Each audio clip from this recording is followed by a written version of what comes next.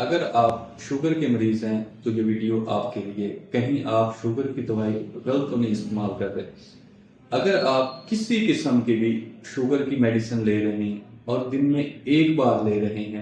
تو اس کا basic role یہ ہوتا ہے کہ جو میل بھی آپ اچھا لیتے ہیں، چاہے وہ بریک فاسٹ ہے، وہ لنچ ہے یا وہ ڈنر ہے، تو اس کے ساتھ آپ اس کو لیں۔ لیکن اگر آپ گیٹرل، ایمرل یا جیسے گلوکووینس ہے، ایسی میڈیسن جس کو ہم سلفونیل یوریا ڈرگز کہتے ہیں، اگر ایسی میڈیسن لے رہے ہیں تو اس کو آپ نے رات میں اوائڈ کرنا ہے کہ رات میں آپ نے اس کو نہیں لینا ہے، کیونکہ آپ کو رات میں